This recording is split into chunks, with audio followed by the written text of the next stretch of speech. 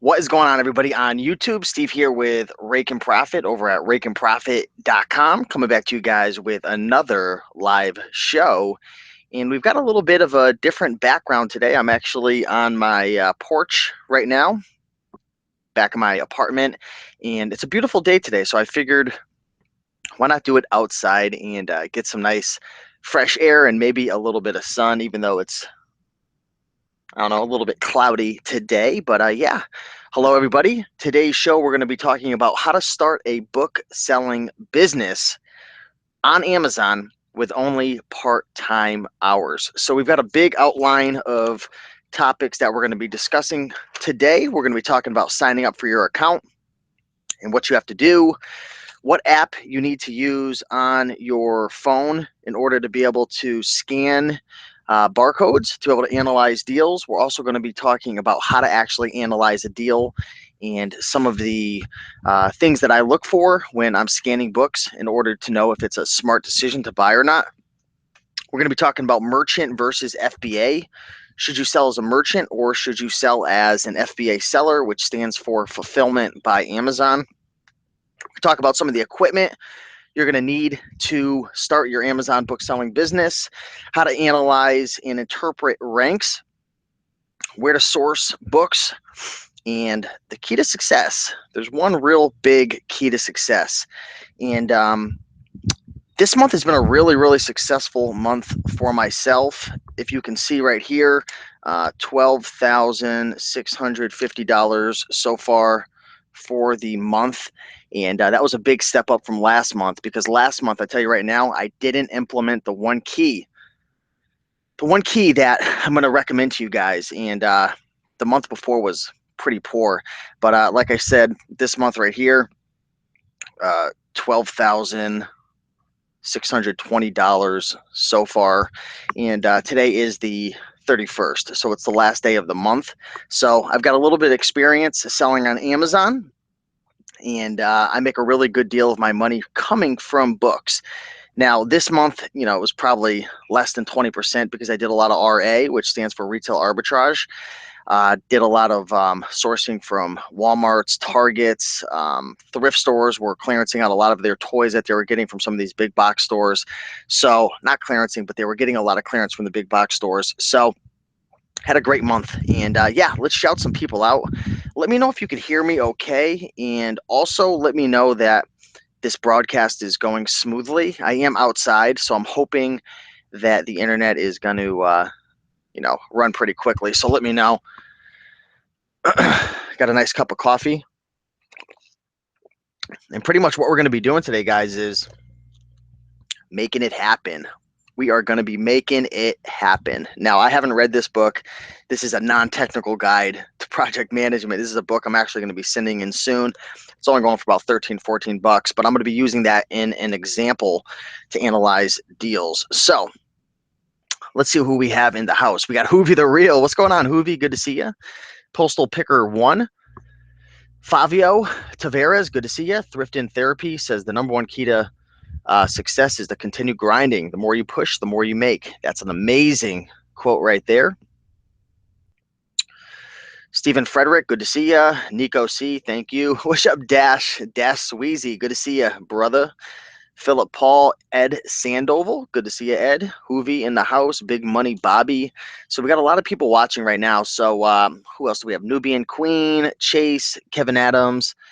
A lot of people. So appreciate you guys coming and hanging out with me for probably about an hour and chilling out. We're going to talk books and how you can start a book selling business on Amazon with only part-time hours. Now, I do want to take a second to shout out Mama Profits.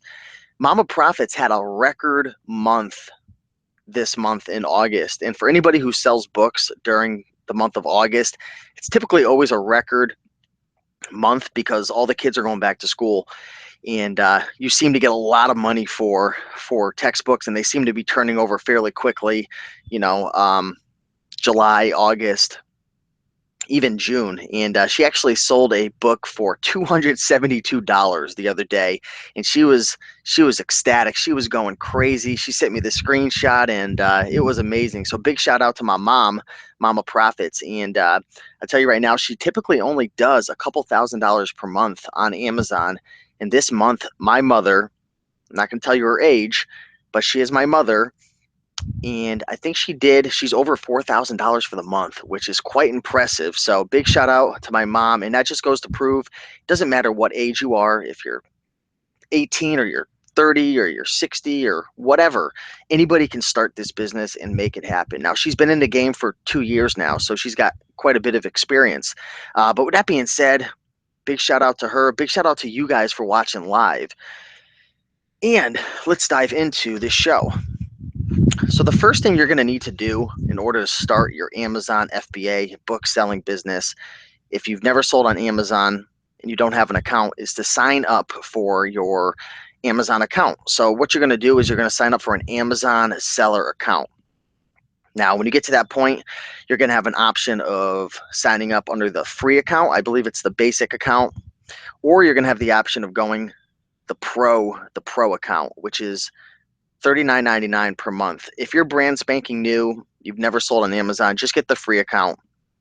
And pretty much what's going to happen, the difference between the free and the pro account is when you have the free account, you get charged an extra dollar fee on each book that you sell. Whereas if you pay the $40 per month, you don't get charged that dollar fee. So in a nutshell, if you're planning on selling, or you are selling more than 40 items or 40 books per month, you're going to want to get that pro account. But again, if you're brand spanking new, let's just get you started. Let's get you selling your first few books. There's no big deal if you have to pay a little extra in fees. Once we get you to that point where you know exactly what to buy, how to analyze a deal, how to send them in, then we'll talk about upgrading you to that pro account. But since you're brand spanking new, just get that free account and sign up. At that point, you're going to have to put in your name, your address. You're going to have to put in a valid credit card, and I'm assuming you're probably going to have to put in your social security number, if I remember correctly, if you're doing business under your own name, or your EIN number, which is pretty much your social security number of having a business. So if you have a business, put in your EIN number, which will help you if you have a business to shelter yourself from any liability. But again, you're going to want to talk to your lawyer or your accountant about that. But if you're an individual, social security number. If you're a business, put in your EIN number, checking information, all that stuff. And you're going to be getting started. You're going to be on your way. You're going to have your account. You're going to be all set up. And then step number 2, once you get your account all linked up and ready to roll, is you're going to want to download the Amazon Seller app.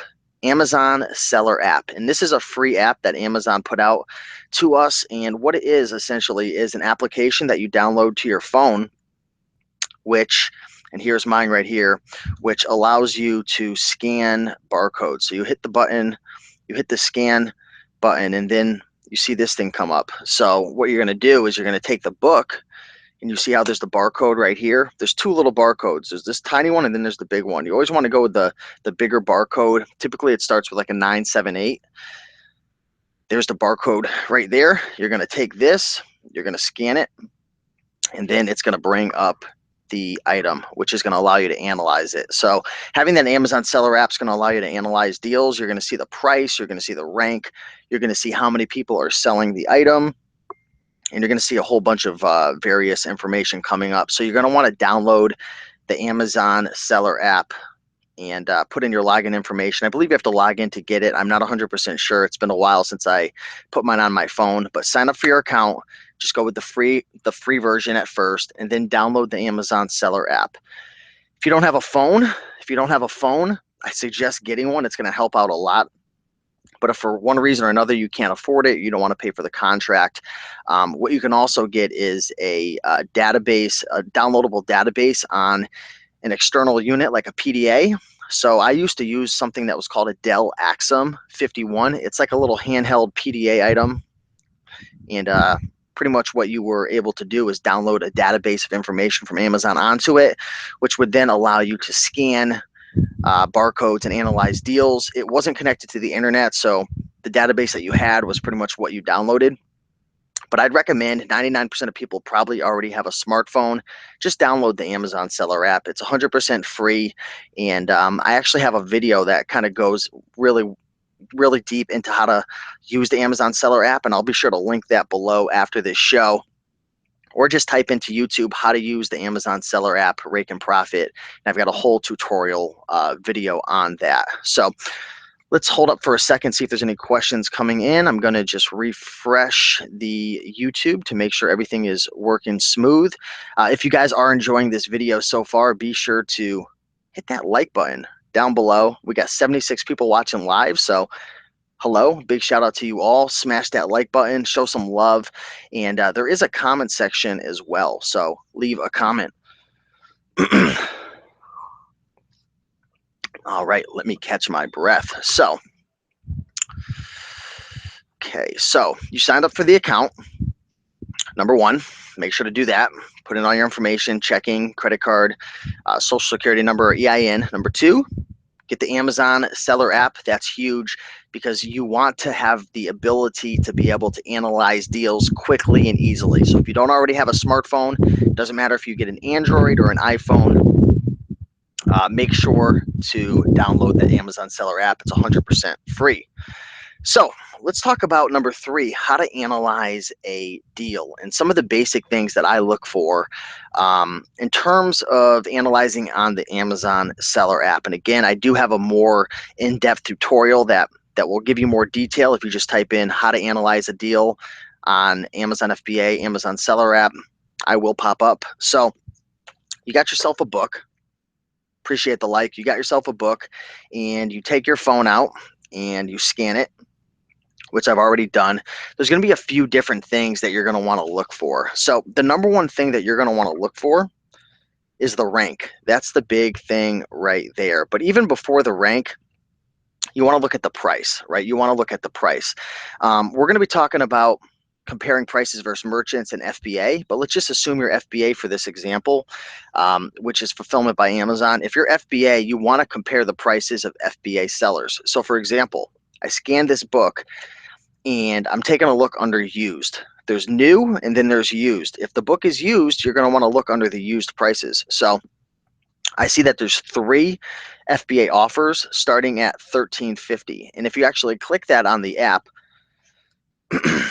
and you skip past all the merchants, I'm going to see that the one is at $13.50, very good condition. The second is $17.95 in good condition, and then the third one's in like new condition at $19.95. So that's the first thing you want to look for. You want to see what's it selling for, because if it's only selling for a penny, which people don't sell books for a penny if they're FBA, they usually start at like $4 or $5. But if it's starting at 4 or 5 or 6 or even $7, most of the time it's not going to be worth buying, because after the cost of goods, $1, $2 to buy the book, and the fee to ship it in, and then the fees that Amazon takes once you sell it, it's just not going to be worth it unless you get the book for like a dime. You may be able to sell it for $6 or $7, but for the most part, I try to keep my minimum price at least at $9 or $10, typically at $10 plus. If I'm going to be spending $1, if I'm going to be spending $2, I like to keep it around $11, $12 minimum, just because there's not going to be a lot of meat left on the bone after fees, shipping, cost of goods, and price deterioration over time, which does happen if it's more of a long tail item. So that's the first thing, price. Number two is sales rank. You want to look at the sales rank, and for books, they're going to be under the book category, which is a fairly large category, which in turn means you can get away with a lot higher of ranks. So, I mean, I'll buy up sometimes to 1 million, 2 million, 3 million rank, but I want it to be somewhat moving. I don't want it to be something that has like no feedback, no reviews at like 3 million rank, because it's probably not going to sell. It may sell. There's a good chance that it could sometime down the road, but it really depends on your business model. So that's number two. You want to look at the rank. What rank should you focus on? I was going to cover this a little later, but we'll just talk about it now. Typically, I like to stay under a million. I like to stay under a million rank if it's only going for 10, 11, 12, 13, 14 bucks. Now, if it is 2 million, 3 million, I still will buy it, but I'm going to be looking for a few other things. One thing I'm going to be looking for is the ratings, the feedback, the star ratings. So I want to see that there's 5, 6, 7, 8, 9, maybe 10 feedbacks. I don't want to see a book that's ranked 2, 3 million with no feedbacks and no reviews and maybe only one seller. That's something that makes me a little uncomfortable. And unless I'm paying a quarter or 50 cents, I'm typically not going to take the risk. Now, again, depends on your business model. There's going to be people who say, I'll buy 5, 6, 7, 8 million ranks, no reviews, no feedback. Well, maybe they're getting it for a dime. So why not take the choice, take the chance? But for me, typically, I like to stay with under a million rank if there's not a ton of meat left on the bone. Again, I will buy 2 million, 3 million, 4 million ranks, but I want to make sure, one, there's a good amount of feedback, and two, I want to make sure there's a good amount of meat on the bone. Another thing to look out for is if you're going to go after a long tail item, 2, 3, 4 million rank, I want to make sure that the merchants aren't starting super low compared to FBA. So let me give you an example. Say I scanned this book and it's 4 million rank. I don't want to see the merchants starting at $5 and then FBA at 100 because, at that point, in my opinion, I feel like somebody would just buy through the merchant, take the week or two to get shipped, deal with the bad customer service, and just get the book versus paying 80, $90 more. So what I'd like to see on a longer tail book is the merchant starting maybe at $40 and then FBA coming in around 60 or 70. That would make me feel a lot more comfortable. So we talked about the price we want to look at. We talked about the rank. We also talked about the feedback. That's very, very important. The more feedback, the more social proof is going to be there and the more evidence that the book has sold and customers have enjoyed that product. So that's another big thing to look for. Also, another thing to analyze when you're looking at the Amazon seller app is how many people are selling the book, right? Makes me a little nervous when I only see one person selling it and maybe no merchants and only one FBA. In that case, I would probably refer to Camel, which is a website which will help you with sales and price history and sales velocity. So what I would do is probably refer to that website to see, what's the sales history been over the last year? What's the sales velocity been? How often has it been selling? So the more people that are selling it, it makes me a little more comfortable with books, especially if it's, sub 500,000 or sub 100,000. I don't get intimidated by 15, 20, 25 sellers if the rank is sub 500,000. That's for sure. So question coming in from Pokey. Paulie, is FBA for lazy people? Seems like paying higher fees shipping when you could do yourself. No, it's not for lazy people. It's for people who want to be able to scale the business quicker and leverage Amazon's fulfillment centers. So, for example, if you wanted to sell 50 books a day, and that was your goal to maybe make, I don't know, $10,000 a month, maybe you break it down and you realize I have to ship out 50 items per day, 50 books at, X profit. You have to realize, in order for you to reach that goal, you're going to have to source a crap load of books. You're going to have to prep a bunch of books. You're going to have to process a bunch of books. You're going to have to ship all those books. For you to be a merchant, to hit your goal, your day is going to be consumed with shipping.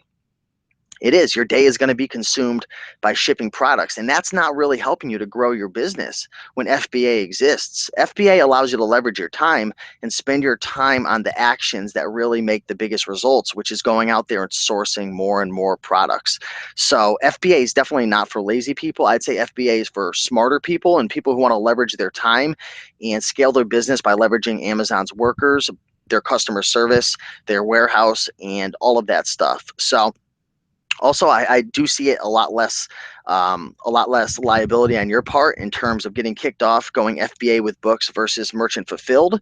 Because if you're going to be shipping out that many books as a merchant, there's so many things that could go wrong in terms of late shipping, items getting lost in the mail, having to deal with returns. There's so many facets of the business that you're going to have to deal with as a merchant over an FBA that it's gonna take the life out of you unless you have a team working for you. So unless you have a team working for you, which, my good buddy Greg Murphy over at Bus Proof Business, he's got a team and he's bringing in gaylords of books and they're doing it and they're making it happen and they have thousands of systems in place.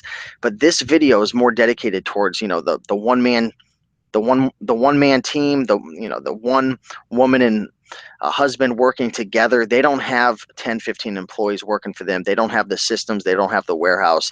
They don't have all the experience. This is for somebody who wants to start an Amazon book selling business part-time and even make a full-time income. So in that respect, I would say the best way is to go FBA. So we kind of touched on that, merchant versus FBA. What's the difference between being a merchant and what's the difference between FBA?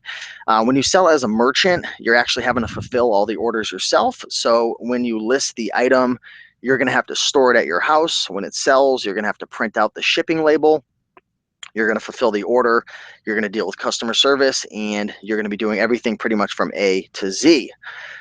Now, with FBA, which stands for Fulfillment by Amazon, you're going to still be sourcing the products. You're still going to be listing the products, but instead of storing it and fulfilling the orders yourself and dealing with customer service, you're going to be outsourcing that to Amazon, and you're going to be sending all the books out to the FBA warehouses where they are going to store it and then ship and deliver and fulfill the order once a customer purchases it. And they're going to deal with customer service. Essentially, what you're going to be receiving in a nutshell is just a paycheck at the end of the day. So another benefit of selling FBA is you get that Prime logo, the free 2-day shipping for the customers. They love it. They love the fact that it's getting shipped by Amazon. They love dealing with Amazon and their customer service. Although the playing field may be leveled out a little bit as of late, because now they're allowing merchants, certain merchants who provide excellent customer service. I'm sure they have to have really high standards and metrics to get that Prime stamp right next to their name as a merchant. So that is leveling the playing field out a little bit. So that should be interesting. Steve is losing so much weight, but wearing his XXL shirts. Hey, Mike, man, you little bed bug. That's an inside joke right there. Good to see you, Mike. Picking for profit. So picking for profit isn't oh, okay, I get it. So he says merch equals a house full of beep, a lot of stuff. Let's see who else is in the house. Hey, Tony, what's going on? Good to see you. So I've got this thing above my head and it keeps swaying back and forth, and I'm just waiting for it to collapse on me live during this show. So let's see how many people we have watching right now. We have 104 people watching live. So big shout out to all you guys. Hopefully you enjoy my little neighborhood. I'll show you guys around a little bit. This is my setup right here. Just yeah, having a little fun outside. There's my place right there. So I figured I'd bring the live show outside today and switch things up a little bit and get some fresh air. So if you guys are enjoying this live show so far, do me a big favor and smash that like button. It really helps out a lot. It lets me know I'm doing a good job, helps to get this video out, helps to build social proof, and I definitely would appreciate it. So smash that like button. Let's see if we get to 100 likes right now. And I tell you what, if we get to 100 likes, I'll give away something. I'll give away something for free to a lucky winner. And I'll think of something really, really cool. So hit that like button. Let's give you guys a prize. All right. Do you ever list books as like new? Less than 1% of my books, probably less than 1/10 of 1% do I ever sell as like new. I like to go by the rule of, under promise and over deliver. So when you put something as like new, that thing better look brand spanking new, or else, I don't know, there's just room for error. There's room for issues, especially if you're selling FBA. These books could get damaged. Who knows if they're throwing them around, what could happen. So I rarely ever go the like new route. Typically, I'm going good, very good. That's the most common way that I'm listing my books on Amazon.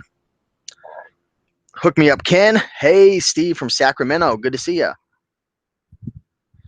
All right, so let's move on to the next part of this live show, which is how to start a book selling business on Amazon with part-time hours. So if there's any question of doubt right now, whether you should be a merchant or FBA, I would say FBA all day.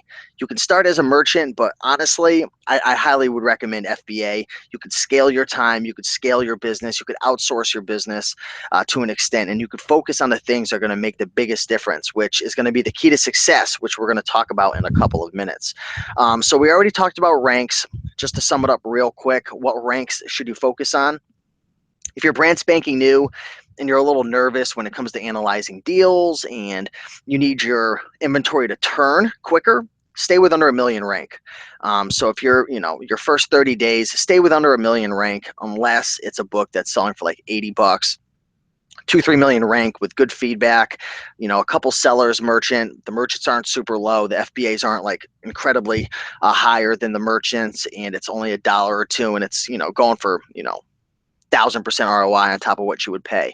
But I would stay with under a million if you're brand new. Once you get a little more advanced and you really understand how to analyze deals and you're comfortable with the FBA process, then holy crap, there was a bee that just like went buzzing through my ear.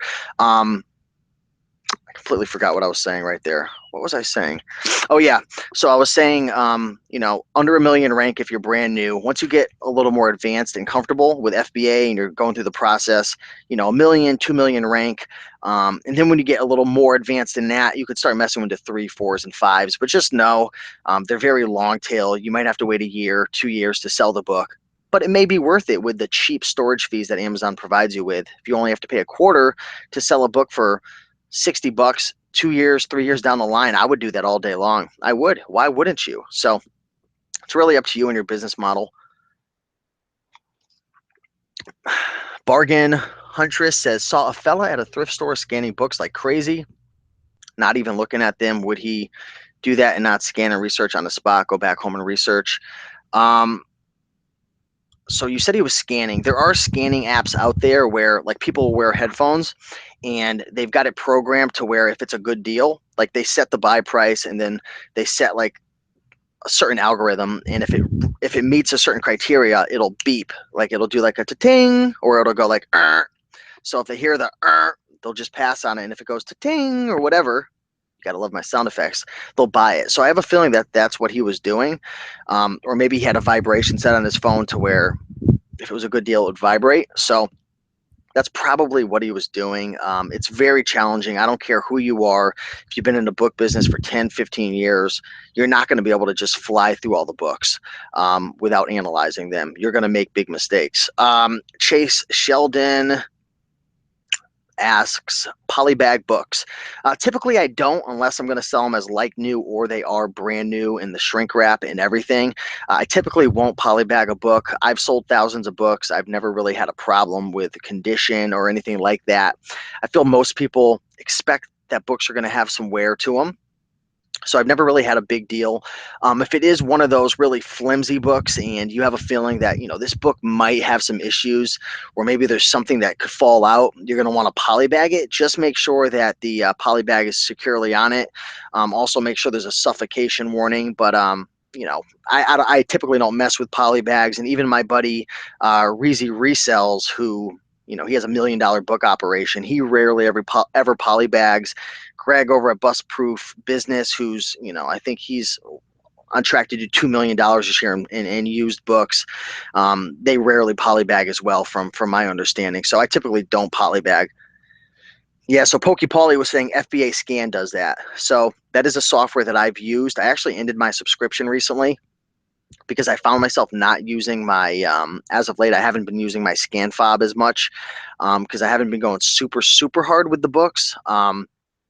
But anyways, that's another story. But FBA Scan will allow you to do that. Tony Quinn is asking, all nonfiction, ever fiction. In terms of what books you should buy, I typically go for the nonfictions. I like the super specific niche subject matter. So how to build a birdhouse, or you know, how to take care of a crocodile, something weird and unique. I don't think there's ever been a book on that. But the books that are really weird and specific, nonfiction, I like the best. How-to books, super specific, niche, odd, unique books do the best. Textbooks, school books, psychology books do well. Biology, chemistry, anatomy and physiology, accounting, sociology, any English literature books, super specific. Even biographies seem to do well at times. I mean, here's a book. It's only going for 14 bucks, 13, 14 bucks. Making It Happen, a non-technical guide to project management. So these seem to do well. I also do pretty well with health and fitness, fitness books. Just odd, unique books. You've got to scan them. It's kind of hard to explain and communicate in words, but the more that you scan books and analyze books and deal with books, the more comfortable you're going to get, and the better you're going to get at saying to yourself, "That's a good book," and you'll scan it and you'll be like, "Wow, it's a $20 book." It's weird. It's really weird. It comes with experience. The best advice is just scan, scan, scan. Focus on the nonfiction if you can. What's up, Linda? Linda Carrier says best number of books per box and best size of box. So for me personally, I like to use the um, 16 by 16 by 15s or the 12 by 12 by 12 boxes for books. It depends on how heavy your books are. If they're super heavy, you can get yourself into trouble with the 16 by 16 by 15s because it could get over that 50-pound limit, which Amazon will not allow you to do anymore. So just know that. Just know that. I'm like throwing this book at you. Just realize that you've got to keep it under 50 pounds, 50 pounds or less. They used to have it where you can write team lift on the sides, but from my understanding now, they don't even want you going over 50, and you could even get your account suspended from what I've heard from other sellers. So keep it under 50 pounds. If your books are heavier, stick with the 12 by 12 by 12s. If they're a little lighter, you can probably go by the double 16 by 15s. So where do you get your boxes? Typically, I get my boxes from Walmart, but those are going to be a little more flimsy. If you've got really valuable books and you're worried about it and you're not um, concerned with paying an extra dollar, you know, $2.50 a box, sometimes $1.50, $2.50 a box, you can go to Lowe's or Home Depot, and they've got like the more stronger, sturdier boxes, which will help with boxes being dropped or smashed into. It'll help protect the books. So that's really, really important. Let's start transitioning into what equipment and supplies you're going to need. So I'm not going to cover everything, but I'm going to cover a couple things that you're going to need. You're going to want to get some 8.5 by 11 adhesive paper. These are split in half. So I'm going to show you right here. When you go to print out your labels and put it on the outside of the UPS box, you see this, how it's sticky? There's two sheets. You're going to put this in your printer, and when you print out the label for the outside of the box, which UPS is going to see and scan, make sure you're going through UPS. You're going to get a discounted rate through the Amazon system. It's just really easy to peel off and slap on there. Also, in terms of adhesive labels, you're going to want to get one of these.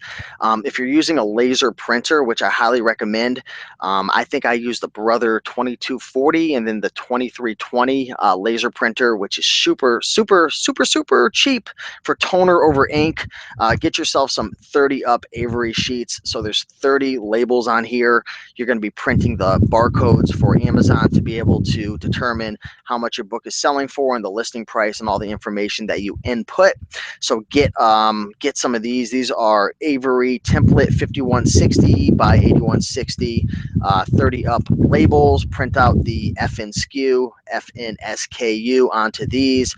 Slap them over the back of the barcodes. You don't want any barcodes exposed. If there's two barcodes, put a blank one on this one, put one of these over it to cover it up, and then print your FNSKU and put it over here. So that's really, really important. You're going to want to get one of these. This is a USB barcode scanner. This is just a generic one. You plug it into your computer, and this will allow you to scan a laser onto the barcode, which will then register the barcode and bring the numbers onto the screen, which will allow you to save a lot of time instead of having to type in the number manually when you're listing or doing your research. So this is just a generic one. Just type in USB scanner. You'll find one of those. Another thing I like to use, instead of polybagging books, if it's a really nice expensive one, sometimes I will stretch wrap it. So this is some stretch wrap right here, as you can see, just like that. This is kind of tangled up a little bit, but sometimes I'll stretch wrap the book. People always wonder, when you stretch wrap a book, do you need to put a suffocation warning on it? I do, just to be safe. So get yourself some stretch wrap. Also, you're going to need some tape to tape up the boxes, some scissors. Scissors are very important. And also, you want to get a couple of these. These are called Scotty peelers. Typically, they'll come with a blue, a red, one of these, a white one, and this will help you with getting the stickers from Goodwill and other stores and thrift stores off the book. So pretty much what you do is you just jam it in here and get it off. Some people use a hair dryer or a heat gun to get the stickers off. I've always used these Scotty peelers, and they do a pretty good job. Now, another thing that you can use as well, if you stack your books up in the box and you notice there's a lot of space left, you can get yourself a box cutter. Actually, it's called a box resizer. So just type that into Amazon, and pretty much it'll allow you to cut around the perimeter of the box, remove a portion of the box, which will allow you to close it up, and it'll be nice and snug, so you don't have to waste a lot of money on void fill and bubble wrap and all that other stuff. Don't use newspaper. I know people who use newspaper as void fill. Don't use it. It's actually, I believe it's against Amazon's terms of service. And the reason is because the ink on the newspaper, if it gets really hot, could come off, and it could, get on books and different items and like that. So yeah, someone was asking, is books a gated category? No, it's not. And what I mean by gated is certain categories on Amazon are gated off, which means you need to get pre-approval from Amazon before they allow you to sell in that category. For example, health and beauty, DVDs, clothing, shoes, watches, luggage, various categories, sexual wellness, they're gated off, which means you need to apply in order to get approval to sell. Books right now aren't gated off. I think one day they will, possibly, but right now they're not. So be sure to start selling your books. Uncle Picker says, Steve, I've done well this past month in books using your matrix. Thank you very much. Glad to be able to help. Let's see. I'm trying to think of any other supplies and equipment you're going to need. Obviously, the smartphone's very, very important. You're going to want to get the Amazon Seller app. You're going to need some nice shipping tape. You're going to need a USB scanner. You're going to need some boxes. Get yourself some Scotty peelers. A couple other things that you might need down the road is a repricer.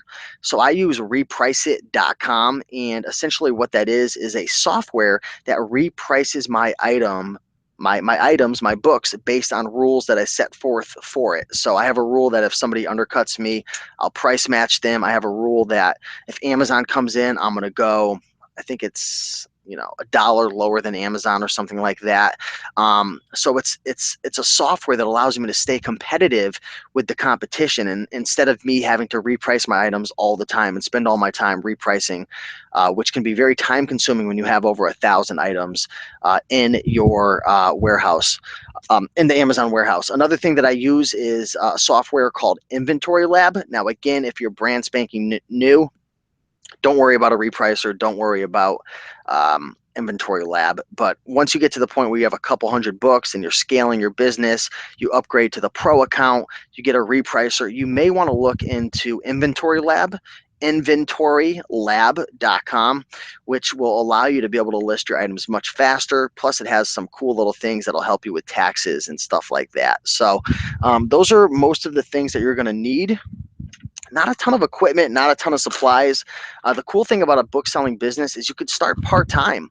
Let's talk about that a little bit. How can you start a part-time business? Well, let's say you work from 9 to 5, right? You work from 9 to 5 and you come home and you eat dinner at 6 o'clock. What you can do is you can go out to your local thrift store for just an hour, bring your phone and just start scanning books. Spend an hour scanning books. Maybe you find 2 books or 5 books or 10 books.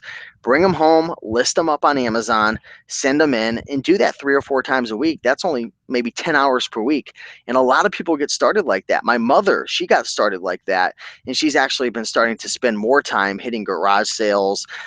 She actually went to a pawn shop with me the other day and scored a bunch of DVDs. I know that's outside of the book selling realm, but she's going every single day to the thrift stores now. She's going on the weekends, and she's spending more and more time. So you can start this business literally spending 3, 4, 5 hours a week. If you only have 2 days a week, that's fine. Just go out to your local Savers or Goodwill and just start scanning books. Or you can sit home and you can look on Craigslist and message booksellers that way who have a bunch of books they're selling. There's a lot of different ways. Let's talk about that. How can you acquire books? The number one easiest way is thrift stores. That's going to be how you're going to be able to find the most books. I'm talking Savers. I'm talking Salvation Army. I'm talking Goodwill. I'm talking mom and pop shops, consignment shops. There's a lot of books out there at thrift stores. It's actually probably one of the most abundant products you're ever going to find at a thrift store, maybe besides clothing. So I do want to say it's not super easy. There is a good amount of competition out there at times, depending on where you live. But the beautiful thing about books is there's so many of them. These thrift stores are being bombarded with books. Lots of books are coming in. And I don't care if there's 10, 15, 20 hotshots in your town, sourcing books. They can't be everywhere all at all times, which brings up an opportunity for you. Also, not every book's going to be profitable. Out of every 20, 30 books you scan, you might only find one. Maybe it takes 50 books for you to scan. Maybe it takes 100 books for you to scan. Depends on where you live.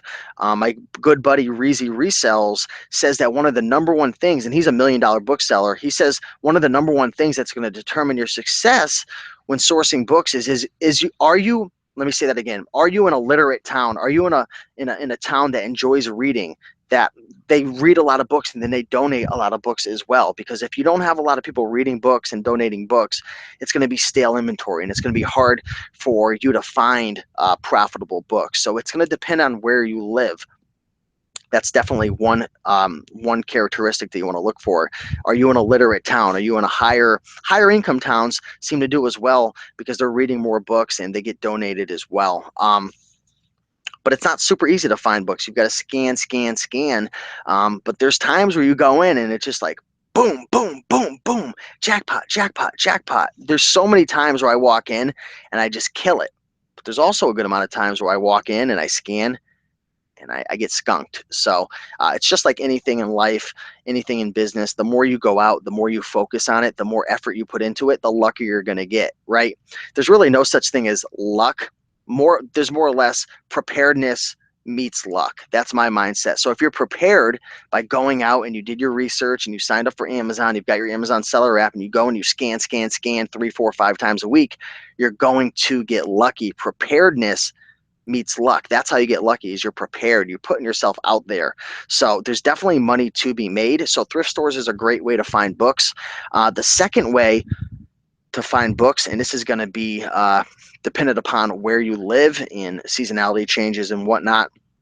Book sales. Book sales are a great way to source books. I believe the website that is the most predominant to find books is, I think it's booksalefinder.com. booksalefinder.com. I believe that's the website. And you'll be able to, crap, this thing, I'll be right back. My air just went on. It's going to be super loud.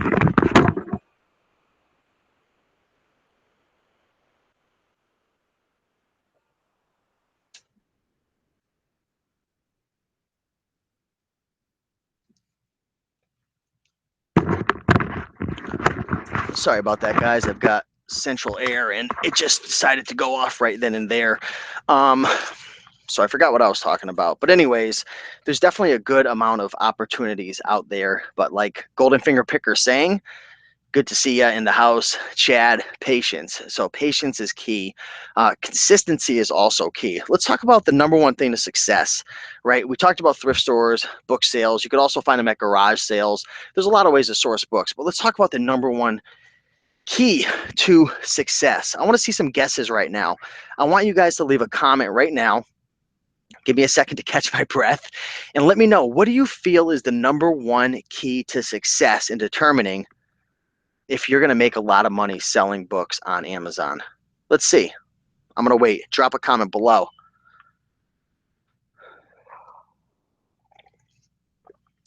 Let's see what people are saying. And again, guys, if you are enjoying this broadcast so far from outside on my back porch on the patio, smash that like button, guys. We have 101 people watching live right now. Hit that like button. Let's see how much love we can get in the house right now. So Chase is saying consistency. Jose, what's going on? Jose is saying mindset. Golden Finger Picker is saying persistence. Just doing it, taking action, hustle, drive, consistency, just do it. Estate sales, persistence. So there's a lot of these answers that are going to fall under what I'm going to say. And this is really the key right here, hard work. Taking massive amounts of action on a consistent basis and being persistent. I tell you right now, the reason why I only did $3,000, I don't even know if it was $3,000 last month on my Amazon FBA business. The reason why it was so low is because I was focusing on other parts of my business. I wasn't sending in items to Amazon FBA. I was sourcing a little bit, but I wasn't shipping out anything to the warehouses. And when you stop shipping to the warehouses, I don't care what you have in your inventory, your sales are going to slowly dwindle. The reason why I went from literally $3,000, $2,000 or $3,000 last month to, and I'm going to pull up my sales real quick, to $12,642. And that's not to brag or boast. Trust me, guys, that is not to brag or boast.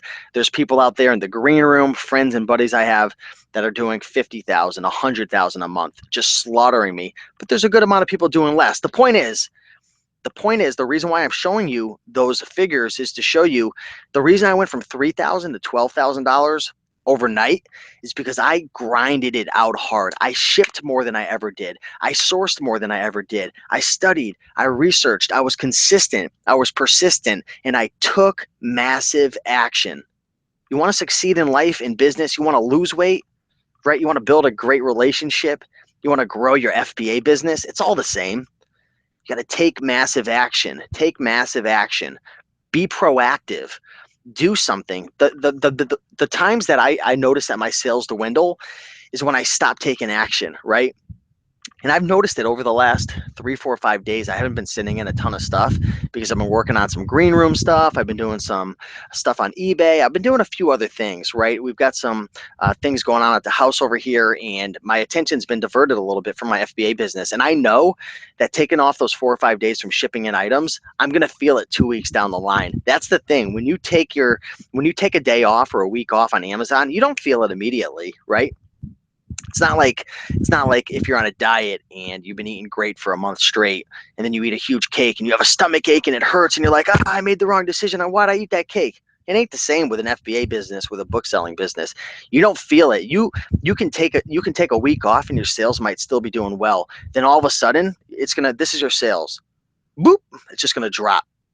And that's what happens. So the key to success is consistently list, right? Shipping items to the FBA warehouses, source, feed the beast. A lot of us in the reselling community, we like to say feeding the beast. That is the key right there. Hard work pays. It really does. Now, of course, you want to work smart as well. If you have the ability to implement systems to be able to leverage your time, employees, virtual assistants, all these things are going to allow you to work smarter. And then you're going to have to analyze, how are you sourcing your items, right? It might not be smart for you to source from thrift stores. Maybe your best approach is going to book sales, or maybe your best approach is going to garage sales. I don't know what it is. For books, it's probably going to be thrift stores or book sales. But you got to work smart as well. But if you link those two up, right, working smart and working really, really hard, you link those up, want to know what's right here at the pinnacle? Success. That's success in this business. Working hard and working smart. Be consistent. Be persistent, right? Don't give up. Don't quit. Things are going to happen. There's going to be times where you see that email from seller support. And you guys ever had that where you're having a great day, you're feeling amazing, you're like, yeah, I'm making all this money, I'm a champion, I'm on top, I just won't stop. Sorry, guys.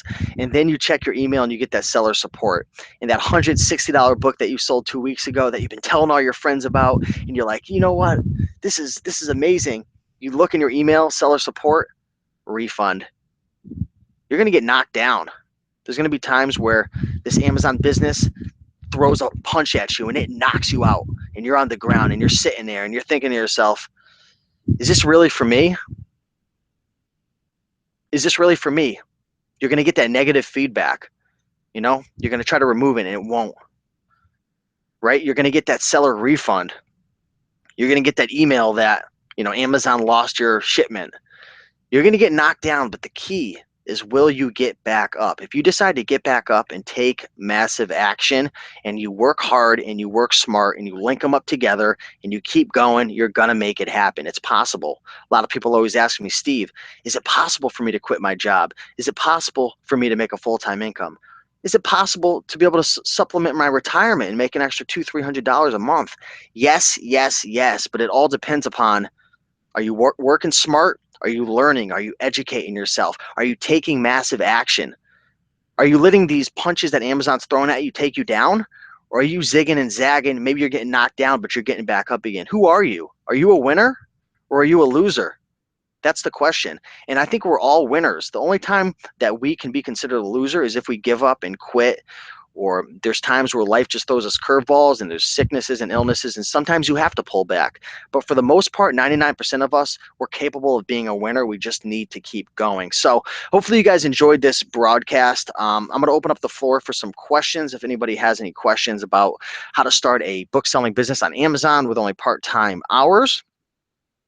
But yeah, I appreciate you guys all watching. If this video served you in any way with any type of value or maybe motivation or just entertainment, please hit the like button below. It lets me know I'm doing a good job, helps to get these videos spread out, and points the finger at YouTube saying, you know what, this guy's a good guy. Have more people subscribe to him. So let's see what's going on. Rookie question coming from Russ Clag. What's going on, Russ?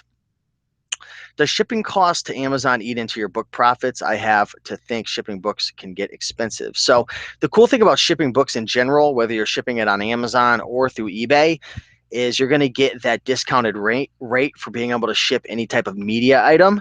So shipping books is fairly cheap, even on eBay. Shipping out a big textbook is only $2-3. The beautiful thing about shipping through Amazon is they're giving you a substantial discount for shipping through their system and through their billing through Amazon, and you get a really big discount going through UPS. So typically, say I live in Connecticut, and most of my books get shipped to Pennsylvania.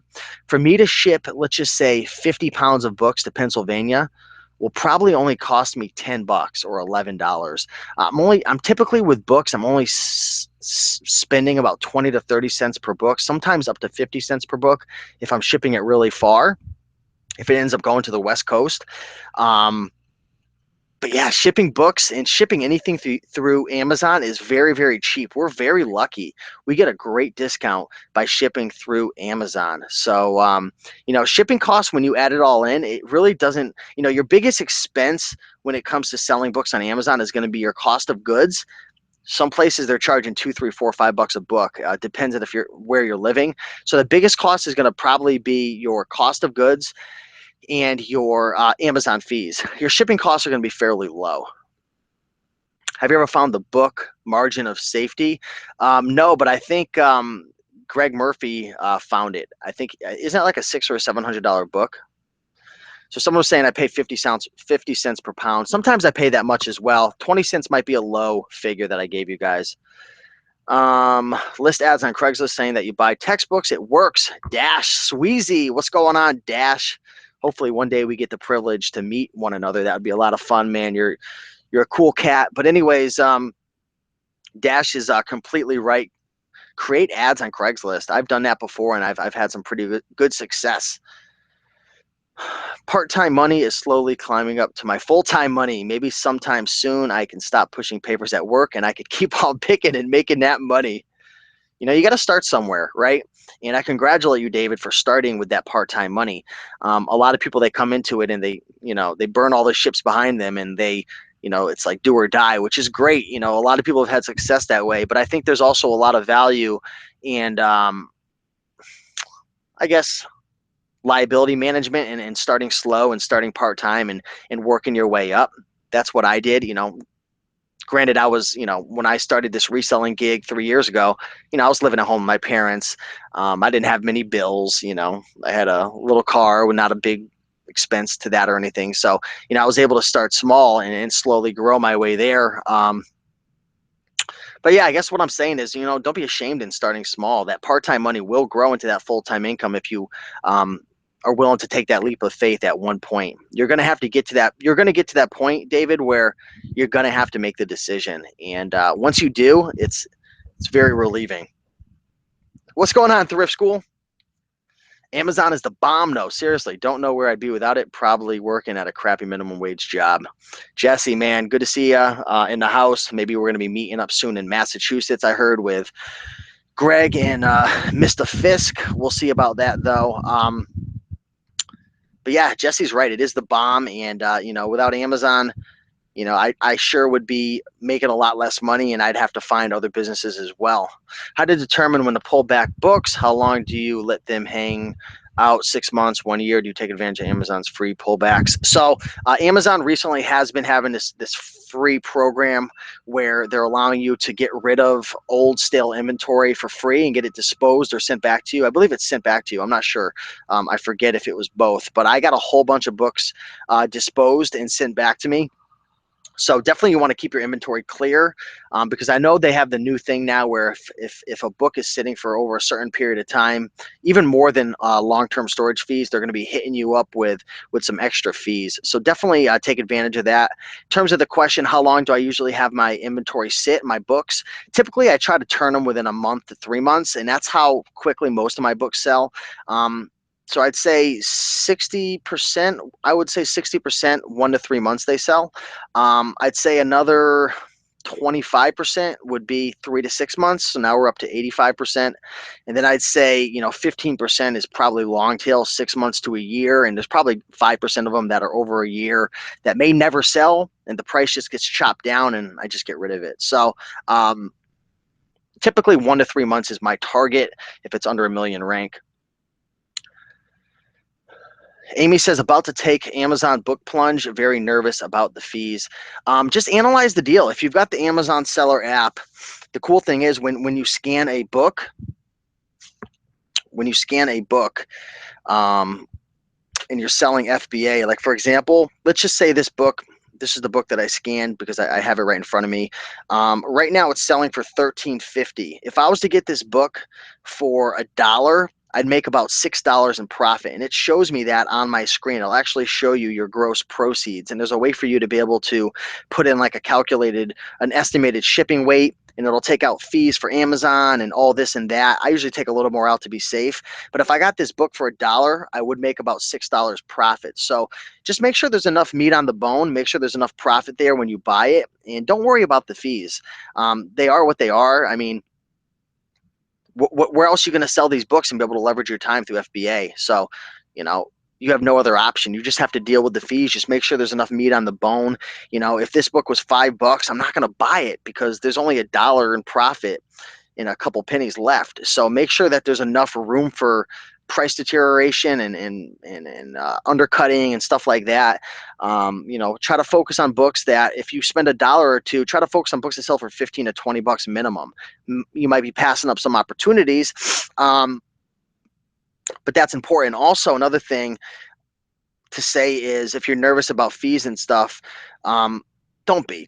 Focus on items that are selling and that are not only selling for a good profit, but are turning quickly. So if you're worried about undercutting and price wars and deterioration of the price, just focus on books that are less than 100,000 rank. They're harder to come by, but focus on the textbooks, on the school books, on the nonfiction books that are going for 25, 30, 40 bucks with a sub 100K rank, which they're out there. I found books sub 10K rank in textbooks at the right time of the year. So hopefully that answered your question.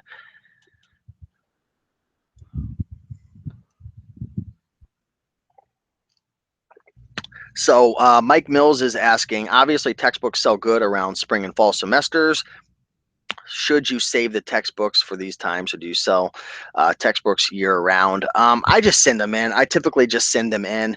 Obviously, if you can get them in before the school year starts, that's going to be big, and you're going to get a lot more money as the school season starts and the kids start to get in their classes in terms of the textbooks.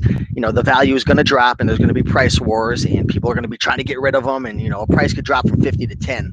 like that in a couple of weeks. So in that case, you could, set your repricer to back off, pull off that ASIN from your repricer, and just wait till next year around. But there's always that risk that, that they're going to create another series to the book, another issue, from maybe 13th to the 14th to the 15th, and the teachers may not be requiring the students to get that book. It might be outdated. So that's a risk that you're going to have to take. So just try to get your books in quick as possible. Again, look at the rank. If the rank's under 100,000, under 50,000, and it's halfway through the school season, send it in, because obviously people are buying it. The rank is a very, very great tool, that indicator that Amazon gives us in terms of sales velocity. So that's definitely something to look at. But I wouldn't wait. I would send it in. And just see what happens. Typically, if the price is really far down, I'm not going to play the guessing game and say, oh, I'm going to buy it for 5, but it's only selling for 10. But when school comes around, I'm going to put it at 40. I don't mess with that. Some people do, if you're a little more advanced and sophisticated. My nose is super itchy. I don't know what's going on. I apologize. If a book has a lot of sellers, do you pass on it and the rank is just okay? No, I don't. I'm not scared of competition. Competition to me is an indicator that the book is selling, that it's in demand. And if the book again is under 500K rank, I'm not worried about competition. I'm really not. Of course, repricers are going to be fighting each other. Sometimes the price will go down, but if it's a decent rank, typically there's more buyers than sellers, right? Especially if it's under 100K rank. You guys go all uncut. I don't care. The competition, you could go undercut all you want. I'm not worried about it, because I know that there's a demand for that book. And when they sell out, the price will go back up. Repriceit.com is what I use. Some people use, what's the other?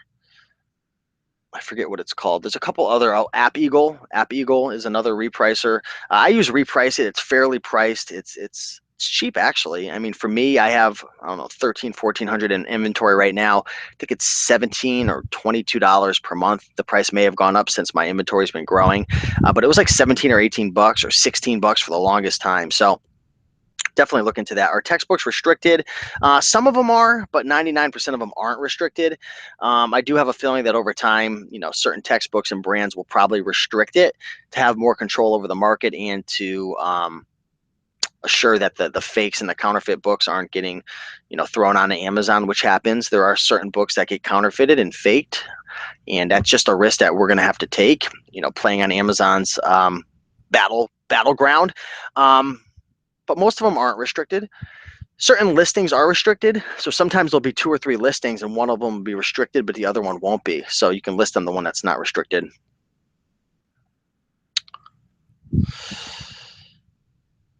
So Dash Sweezy is saying, another secret: make cheap flyers and post around universities saying you buy textbooks at the end of the semester, sell on Book Scooter too. Awesome. That's a grind right there. I love it. I love it. Have you ever tried to sell a penny book? I don't sell penny books. Look up a video that I did. It's called $1 Million Bookseller, Greg Murphy, Raiken Profit. Type that in, or type in how to make money with penny books on Amazon FBA. I've got a clip from Greg Murphy talking about how do people make money with penny books. And in a nutshell, it's these big sellers are making money on shipping discounts, and they're making money on the shipping somehow. So check that out. What about condition? Do you send in a good and acceptable books? We got a negative review about the cover on a good condition book. What's your determination? First of all, if you're selling FBA and anybody makes any claim about the condition of a book on your feedback, you can get that removed instantly, because your feedback is supposed to be seller feedback. When they leave a feedback about the product not being in good condition, they're leaving a product review on the seller review page. Instantly get that removed. Open up a case, get that gone. If you guys are in the green room, if you're not already in the green room, get the free book below, 100 amazing items to resell. That'll share with you 100 items to be on the lookout for to make money online. Also in the green room, we talk a lot about removing feedbacks and stuff like that, and selling books and Amazon FBA. And the green room is a membership site that I run alongside with a couple other guys as well. But really, there's so many things out there that you can do to be proactive and take action to be successful. You've just got to go out there and make it happen. Anybody can do it. Anybody can start an Amazon FBA book selling business. And again, if you're thinking about starting a merchant business, I'd really ask you to reconsider looking into the FBA business, because again, you're going to be able to scale your time and you're going to be able to leverage your business much faster and with much less work on your part by utilizing Amazon FBA's employees in their warehouse space. Are books the most stable category for FBA? Um, I don't know that answer. I think that there's a lot of products in different categories that are stable, a lot of really good staple brands out there. I sell a lot of DVDs, I'm approved in it, and there's a lot of DVDs that hold their value. There's a lot of books that hold their value. There's a lot of CDs that hold their value. There's healthcare products that hold their value. There's certain toys that hold their value because maybe they just weren't there weren't a ton of them created. So it really depends. I think there's products in each category that are very dependable and stable. So Carl is saying always under promise and over deliver. I completely agree. So that's about it, guys. I appreciate you all watching this video. Again, if you want to get a free resource, get the guide below in the description. It's the first line, free book, 100 amazing items to resell. And if you download that book, you'll also opt into the Green Room email list. We've got a whole bunch of emails that go out a couple times per week with informative information, tips for selling on eBay, tips for selling on Amazon, tips for making money online, a lot of in-depth stuff in terms of how we've been able to quit our jobs and go full-time in this reselling business. So be sure to get that free book. Also, if you want to surround yourself with like-minded people, and I know that's a struggle for a lot of folks, they're dealing with a lot of negativity with friends and family members, and they know, I've got to get around people who are doing this. I've got to get around people who are making part-time income or full-time income. I've got to get around booksellers. I've got to get around people who are making it happen, who are grinding it out. I want that positivity. Then I'd ask you to consider joining the Green Room. Go to greenroomuniversity.com. There's also some links below. But consider joining, because I tell you right now, the biggest struggle I see in a lot of sellers isn't their ability to make it happen. It's not. People are very capable of accomplishing things. The problem is their mindset, and they're not surrounding themselves with people to motivate them and inspire them and to get that knowledge that could take them to the next level. So that's a membership group that I run with a couple other guys. We're at about almost at 750 members. So we do have a couple options there. April Bruce was saying Green Room membership was one of the best investments I've made so far. So appreciate you being a member, April. And yeah, for anyone who wants to join, check that out. But if not, we got some free resources in the description below. But with that being said, keep on picking and making that money, and I'll talk to you guys soon. Thanks for watching, and have yourselves a spectacular day. Bye.